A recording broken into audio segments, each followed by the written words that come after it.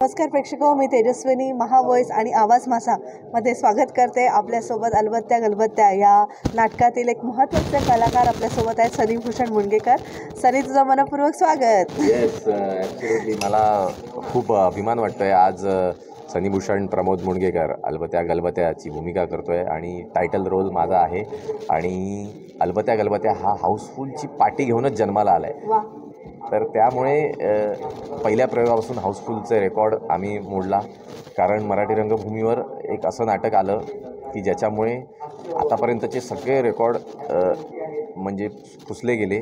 कारण असं आहे काय, फॅन्टसी लँड जे क्रिएट केलं ना अलबत्त्या गलबत्त्यांनी, त्याचं मोठं श्रेय जातं ते म्हणजे रत्नाकर मतकरीची लेखणी, चिन्मय मांडलेकरांचं दिग्दर्शन, राहुल भंडारेंचं निर्मिती आणि झी मराठीची प्रस्तुती, असं ह्या चारही गोष्टींचा समावेश झाला. आणि एक असं नाटक जन्माला आलं की ज्याच्यामुळे मराठी प्रेक्षक नवीन निर्माण झाला. म्हणजे तुम्हाला ही रिअल फॅक्ट आहे, मी अनुभवलेलं आहे की नाटक बघताना लोक जेव्हा नाटक बघून यायचे फोटो काढायला आमच्यावर, तेव्हा ते बोलायचे, अरे यार, आम्ही नाटक असं असतं. कारण लोकांना कसं आहे, आपल्याला वाटतं, कारण आपण लहानपणापासून नाटक बघितलेलं होतं. आपल्या आईवडिलांनी आपल्याला नाट्यगृहात घेऊन गेले नाटक पाहायला, किंवा आपण थोडंफार म्हणता गेलं कोकणातले आपलं जन्मस्थान, त्यामुळे हा नाटक हे रक्तात भिनलेलं असतं. पण ॲक्च्युली रिअल लाईफमध्ये तसं नाही आहे. नाटकापर्यंत पोचायला खूप वेगळ्या गोष्टी आहेत. काय होतं, आता पेपरची जाहिरात बघून नाटक बघायला येतात लोक, किंवा माउथ पब्लिसिटी, हे दोनच माध्यमं आहेत. तर ह्यावेळी काय झालं, झी मराठीच्या माध्यमातून ते टेलिव्हिजनवर पण दिसल्यामुळे, म्हणजे आता फॉर एक्झाम्पल तुमचं डिजिटल मीडिया आहे, ह्या डिजिटल मीडियाचा योग्य वापर जर कोणी केला असेल तर तो ह्या नाटकाने केला असेल. तर हा डिजिटल मीडियाचा पुरेपूर वापर झाला पाहिजे. आणि असंच म्हणजे ह्याच नाटकांनी नाही तर अशा असंख्य नाटकांनी पण हा वापर केला पाहिजे. सिनेमागृहांनी, चित्रपटांनी पण केला पाहिजे. काय होतं, प्रेक्षकांपर्यंत पोचणं गरजेचं आहे. आता डिजिटल माध्यम असा आहे की जो घराघरात जातो. कारण बाळ जन्माला आलेला त्याला हातात मोबाईल दिला जातो. त्याला जो जेवत नसेल तर त्याच्या हातात मोबाईल जातो, तो अभ्यास करत नसेल तर हातात मोबाईल जातो. ही जी गोष्ट आहे त्याच्यामुळे काय झालं, घराघरात प्रत्येकाकडे अरे अलबत्त्या येत आहे, नाटक येत आहे. त्याच्यामुळे लोकांचा प्रतिसाद इतका झाला की घराघरात हे नाटक पोचलं आणि लोकांनी ते परत रिपीट ऑडियन्सनी बघितलं. म्हणजे जसं सई रे सई 4-4, 5-5, 10-10 वेळा भरत सरांचं नाटक, आपले प्रशांत दामले सरांचं नाटक नेहमी हिट होतं. पण हे नाटक तसं स्टार नसतानासुद्धा नाटक हिट झालं. का? त्याचं रिझन हेच होतं की एकतर त्याची एनर्जी, म्हणजे मी या नाटकामध्ये मी ॲक्टिंग करतो, मी डान्सिंग करतो आणि मी ॲथलेटिझम करतो.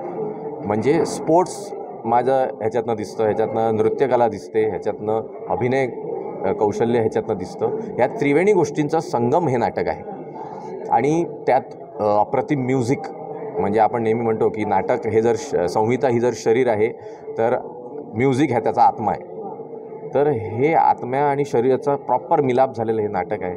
त्यात अप्रतिम लाईट्स ह्या नाटकाने केलेले आहेत. आणि प्लस कॉस्ट्युम्स, म्हणजे आता हे अलबत्त्याचं कॉस्ट्युम हे इतकं ट्रेंडिंग आहे की हे प्लस जे जॅकेट मार्केटमध्ये निघाले, त्याची स्टाईल ही जे बलून पॅन्ट आहे, त्या गोष्टी, त्या शूजपासून त्याचं हे अँकल लॉक, हा पण कफिन, हे एवढं हे ट्रेंडिंग झालं. त्या कन्याराजेंचं कॉस्ट्युम आहे, त्या मुली प्रिन्सेससारखं कॉस्ट्युम घ्यायचं आहे मम्मा, तर असं ते जाऊन सांगतात लोकांना. चेटकिणीसारखं जो अटायर आहे, वेशभूषेला नेहमी चेटकिणीचा गेटअप केला जातो वेशभूषे स्पर्धेमध्ये.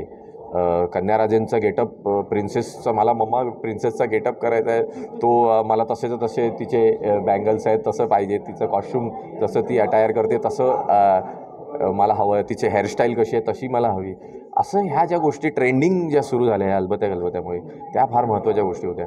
आणि त्यात माझं ॲथलेटिझम, जे अशी मी म्हटलं की काय होतं, रसिक प्रेक्षकांचा प्रतिसाद असा येतो की आमच्या मुलाला पण सांगा ना तुमच्यासारखं एनर्जेटिक हे करायला, काय टिप्स देता तुम्ही, म्हणजे काय तुम्ही उड्या मारता, कंटिन्यू स्टेजवर डान्स करताय.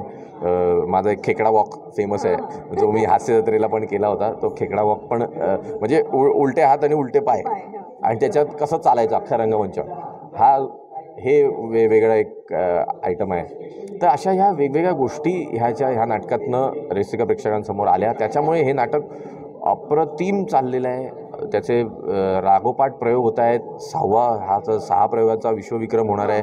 तो त्याच गोष्टीमुळे होणार आहे, कारण ह्या गोष्टीची एनर्जी, जी प्रचंड ऊर्जा आम्ही घेऊन येतो आणि तीच प्रेक्षकांना पास होते. म्हणजे असं पण झालेलं आहे, आता मी एकदा ना 4 प्रयोग असे आम्ही केलेले, 2 प्रयोग 3 प्रयोग सलग. तर ना जो पहिल्या प्रयोगाचा ऑडियन्स होता तो परत दुसऱ्या प्रयोगाला पण यायचा, तो परत तिसऱ्या प्रयोगाला पण यायचा. अशीही गोष्टी घडलेल्या आहेत ह्या नाटकामध्ये. पुण्यामध्ये एका मुलीने 140 वेळा बघितलं आहे नाटक. एक कर्णिक आजी म्हणून आहेत, त्यांनी जवळजवळ 250 वेळा हे नाटक बघितलं आहे आणि 250 वेळा वेगवेगळ्या लोकांना घेऊन आलेले आहेत. लहान लहान मुलांना, वेगवेगळ्या संस्थेतल्या मुलांना घेऊन आले, अंध मुलांना घेऊन आल्या, कुठल्या अपंग मुलांना घेऊन आल्या, वेगवेगळ्या आश्रमातल्या मुलांना घेऊन आल्या. तर ह्या ज्या गोष्टी फार महत्त्वाच्या आहेत, की हे पुण्याचं काम आहे ॲक्च्युली. म्हणजे एवढ्या त्या लोकांचं मनोरंजन करणं हे पुण्याचं काम आहे आणि ते पुण्याचं काम माझ्या हाती होतं आहे. हीच मोठी गोष्ट आहे. आज रंगदेवतेचा आशीर्वाद आहे माझ्यावर की हे नाटक मला करायला मिळालं. खूप बरं वाटतंय. नक्कीच. आणि सनीभूषण मुणगेकर हे नाव तुला या नाटकाने दिलं, अलबत्त्या गलबत्त्याने दिलं. आता पुढे विश्वविक्रम झाल्यानंतर पुढचा काय प्लॅनिंग्स आहेत अभिनयाच्या करिअरमध्ये? तो मला सांगायला खूपच आवडेल, कारण असाच एक विश्वविक्रम हा झाला रंगभूमीचा. कॅमेरासमोर मी विश्वविक्रम घेऊन येणार आहे.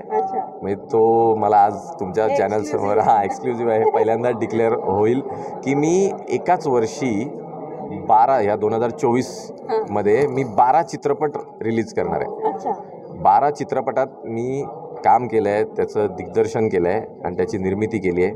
असे 12 चित्रपट एकाच वर्षी मी रिलीज करणार आहे आणि हा एक विश्वविक्रमच होणार आहे. तो पण खास तो Guinness book of world record, Limca book of record आणि इंडिया बुक ऑफ रेकॉर्डमध्ये पण नोंद होईल त्याची. म्हणजे गणेश दादाला मी त्याची कल्पना पण दिलेली होती, पण ते आज पहिल्यांदा मी एक्सक्लुझिव्ह हे ते जाहीर करतो आहे की ते होणार आहे.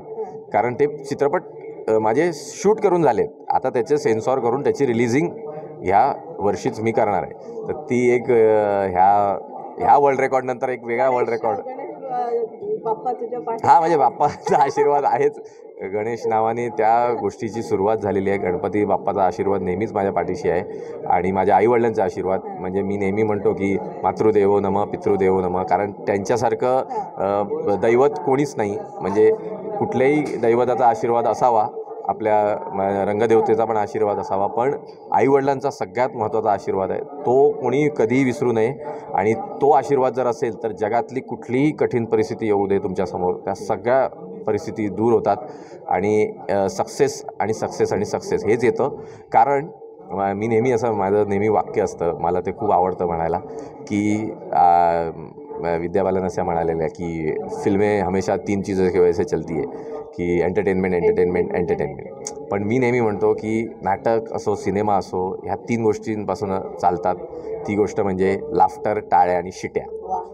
ह्या गोष्टी फार महत्त्वाच्या असतात आणि ह्या गोष्टी मला जेव्हा अनुभवायला मिळतात तिथेच मी परिपूर्ण कलावंत सिद्ध होतो आणि कलाकृती सिद्ध होते. कारण अभिनयातले 9 रस जेव्हा रसिका प्रेक्षकांना मी दाखवू शकतो, तसंच नाटकाच्याद्वारे आणि आता सिनेमांच्याद्वारे सुद्धा अभिनयाचे ते सगळे 9 रस, कॉमेडीचे सगळे 9 रस मी घेऊन येतो आहे. वेगवेगळ्या स्टाईल ऑफ कॉमेडी, त्याचं कन्सेप्टच असं आहे की 12 वेगवेगळ्या स्टाईल्स ऑफ कॉमेडी मी रंगमंचावर त्या चित्रपटगृहात घेऊन येणार आहे. ही रंगदेवतेच्या चरणी मी प्रार्थना केलेली आहे आणि एक म्हणतात माझ्याकडून एक पुष्प वाहिलेलं आहे रंगभूमीला. तू जेव्हा रंगभूमीवर तू जेव्हा रंगभूमीवर यायचं ठरवलंस किंवा या नाट्यक्षेत्राकडे यायचं ठरवलंस, तेव्हा तुझे कोण आदर्श होते? म्हणजे किंवा कॉमेडी करायचं की गंभीर नाटकं करायची, असं काही स्पेसिफिक ठरवलं होतं का? माझे आदर्श म्हणजे मी लक्ष्मीकांत बेर्डेंना मी खूप आदर्श व्यक्तिमत्व मानतो. माझं म्हणजे लक्ष्मीकांत बेर्डे म्हणजे हिंदीमधले, बॉलिवूडमधले गोविंदा सर आणि अमिताभ बच्चन सर, हे 3 माझे आदर्श आहेत. कारण याचं रिझन पण सांगतो.